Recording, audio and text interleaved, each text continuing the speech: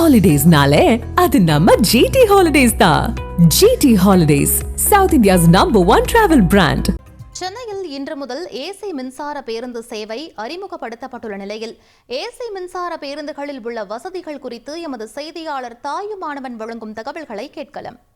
சென்னை மாநகரில் 650க்கும் மேற்பட்ட வழித்தடங்களில் 3400க்கும் மேற்பட்ட மாநகர பேருந்துகள் இயக்கப்படுகின்றன. குறிப்பாக சாதாரண, டீலக்ஸ், அதேபோல் தாழ்த்தள பேருந்துகள், மின்சார தாழ்த்தள பேருந்துகள், அந்த வரிசையில் தற்போது இன்றைய தினம் மின்சார ஏசி பேருந்துகள் என்பது அறிமுகம் செய்யப்பட்டிருக்கிறது. துணை முதலமைச்சர் உதயநிதி ஸ்டாலின் இந்த பேருந்துகளை அறிமுகம் செய்திருக்கக்கூடிய ஒரு சூழலில் இந்த பேருந்துகளை பொறுத்த மட்டில் நீல நிறத்திற்கு மாற்றாக சிவப்பு நிறத்தில் அந்த பேருந்துகள் என்பது வடிவமைக்கப்பட்டிருப்பதை பார்க்க முடிகிறது. இந்த பேருந்தில் என்னென்ன சௌகரியங்கள் இருக்கிறது என்பதை நாம் நேரடியாக உள்ளே சென்று பார்க்கலாம்.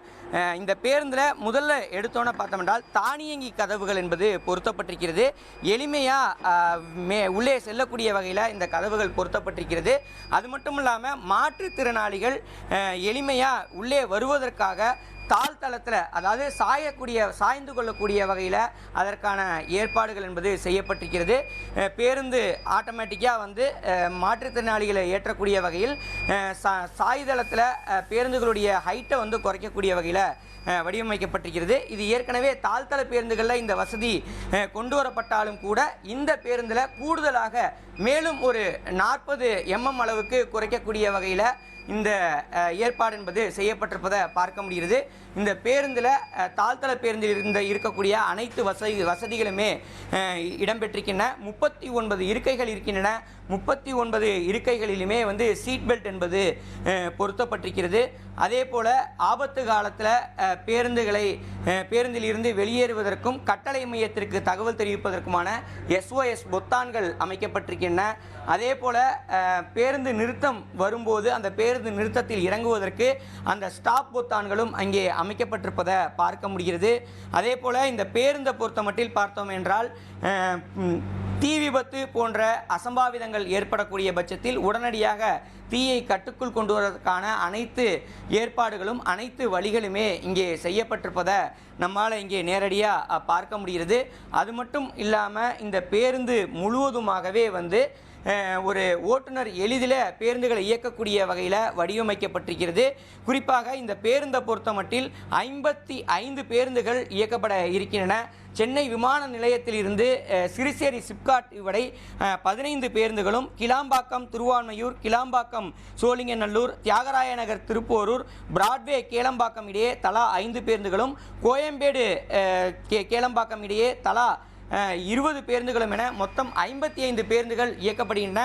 பெரும்பாலும் இத்தகைய பேருந்துகள் இந்த ஏசி மின்சார பேருந்துகள் என்பது OMR மற்றும் ECR சாலையில் இயக்கப்படுவதால் இந்த IT காரிடார் என்று சொல்லக்கூடிய தகவல் தொழில்நுட்ப நிறுவனங்கள் இருக்கக்கூடிய பகுதிக்கு செல்லக்கூடிய மக்கள் இதில் பெருமளவு பயன்படுத்துவாங்க அப்படின்றது எதிர்பார்க்கப்படுகிறது. 55 பேருந்துகள் என்பது இயக்கப்படுகின்றன. ஏற்கனவே ஏசி பேருந்துகளுக்கு எந்த கட்டணம் வசூலிக்கப்பட்டதோ அதே கட்டணம் தான் இந்த பேருந்துக்கும் வசூலிக்கப்பட இருக்கிறது. 2000 ரூபாய் செலுத்தினால் போதும் மாதாந்திர அட்டையும் இந்த பேருந்துகளுக்கு பயணம் மேற்கொள்வதற்கு வழங்கப்படுகிறது. எத்தனை முறை வேணுமானாலும் இந்த ஏசி பேருந்தில் அந்த 2000 ரூபாய் அட்டையை பெற்றுக்கொண்டு பயணம் மேற்கொள்ளலாம் அப்படின்றதையும் தகவலை வெளியிட்டிருக்கிறாங்க. இந்த பேருந்தை பொறுத்த மட்டில் பெரும்பாக்கம் பணிமனையில் இந்த 55 பேருந்துகளும் சார்ஜிங் செய்வதற்கான அந்த அதிநவீன கட்டமைப்புகள் கொண்டு வரப்பட்டிருக்கின்றன. 240 கிலோவாட் சார்ஜ் பாயிண்ட்டுகள் இங்கே அமைக்கப்பட்டிருக்கிறது. இந்த ஒரு சார்ஜிங் பாயிண்ட்டில் 2 முறை சார்ஜ் செய்ய முடியும். 2 பேருந்துகளை ஒரே நேரத்தில் சார்ஜ் செய்ய முடியும் என்ற நிலையில் 45 நிமிடத்தில் ஒரு பேருந்து முழுமையாக சார்ஜ் செய்ய வாய்ப்பு இருப்பதாகவும், அதேபோல் இந்த பேருந்தை பொறுத்த மட்டில் 200 கிலோமீட்டர் வரைக்கும் இயக்குவதற்கான வாய்ப்பு இருப்பதாக தகவல் வெளியிடப்பட்டிருக்கிறது. ஒரு முறை சார்ஜ் செய்தால் 200 கிலோமீட்டர் பயணிக்க முடியும் என்ற நிலையில் ஏற்கனவே மின்சார பேருந்துகள் அறிமுகப்படுத்தப்பட்டிருந்தது. வியாசர்பாடி பணிமனையிலிருந்து 120 மின்சார பேருந்துகள் அறிமுகப்படுத்தப்பட்ட நிலையில் மாதம் ஒன்றுக்கு 90 லட்சம் வரைக்கும் அந்த பயணத்திற்கு அதற்கான அந்த கட்டணம் என்பது செலவுகள், டீசல் செலவுகள் என்பது மிச்சமானதாக மாநகர போக்குவரத்து கழகம் தகவலை வெளியிட்டிருந்தாங்க. இந்த நிலையில தான் இந்த வகை பேருந்துகள் அறிமுகப்படுத்தப்பட்டிருக்கிறது. வேறு என்னென்ன வசதிகள் இருக்கிறது, ஓட்டுநருக்கு நடத்துனருக்கிறார் கேள்வியில் முடிக்கலாம். சார், ஏற்கனவே தாழ்தள பேருந்துகள் அறிமுகப்படுத்தினாங்க, லோ ஃப்ளோர் பஸ்ஸஸ். இப்போ இந்த பஸ்ஸில் என்னென்ன ஸ்பெஷல்ஸ்? அதாவது சார், ஊனமுற்றோருக்கு வந்து வீல் சேர் வந்து கொண்டு வந்தால் அவங்க சார் சொல்லுங்கள். அவங்க வாங்கி கொண்டு வந்தால் என்னென்ன செயின் எப்படி எங்கே போடணும், வீல் சேர் எங்கெங்கே மாற்றணும் அதெல்லாம் போட்டுருக்காங்க சார். அதுக்கப்புறம் சார்ஜர் பாயிண்ட் இருக்குது சார். அதுக்கப்புறம் வந்து டிரைவருக்கு வந்து ஃபேன் இருக்குது. அதுக்கப்புறம் வந்து சீல்டு இருக்குது சார். வேறு என்னென்ன வசதிகள் இருக்குது? சிசிடிவி கேமராக்கள், அதே மாதிரி வந்து பஸ்ஸஸ் எங்கே போகுதுன்றது தெரிஞ்சுக்கணும். அதுக்கு வந்து இதெல்லாம் இருக்குது சார். கேமரா எங்கெங்கே கேமரா, அப்புறம் வந்து ரூட் போட்டு மாற்றுறது சார். அதுக்கப்புறம் ஏசி இருக்குது சார். தாழ்தள பேருந்துகளில் என்னென்ன வசதிகள் இருந்ததோ அது அனைத்துமே இந்த வகை பேருந்துகள்லையும் அறிமுகப்படுத்தப்பட்டிருக்கிறது. குறிப்பாக இந்த பேருந்துகளை பொறுத்த மட்டில் பெருமளவு மக்களுக்கு பயனுள்ளதாக இருக்கும் என தகவல்கள் வெளியிடப்பட்டிருக்கிறது. கோடை காலத்தில் குறிப்பாக கடுமையான வெப்பம் இருக்கக்கூடிய ஒரு சூழலை இந்த வகை பேருந்துகளில் பொதுமக்கள் பெருமளவில் பயணம் மேற்கொள்வாங்க அப்படின்றது எதிர்பார்க்கப்படுகிறது. ஏற்கனவே பல பேருந்துகள் சென்னை மாநகரில் புதுப்பிக்கப்பட்டு வரக்கூடிய ஒரு சூழலில் தற்போது இந்த ஏசி மின்சார பேருந்துகளும் பயன்பாட்டிற்கு வரக்கூடிய பட்சத்தில் இயக்க செலவுகள் கணிசமாக குறையும் என எதிர்பார்க்கப்படுகிறது. 90 லட்சம் வரைக்கும் மின்சார பேருந்துகளால் இயக்க செலவுகள் என்பது குறைக்கப்பட்டிருப்பதாக தகவல்கள் என்பது மாநகர போக்குவரத்து கழகத்தின் சார்பில் தெரிவிக்கப்பட்டிருந்த சூழலில் இத்தகைய பேருந்துகளை மேலும் மேலும் அதிகரிப்பதால் கார்பன் வாயு வெளியேற்றமும் வெகுவாக குறைக்கப்பட்டு சுற்றுச்சூழல் மாசுபாடும் குறையும் என எதிர்பார்க்கப்படுகிறது.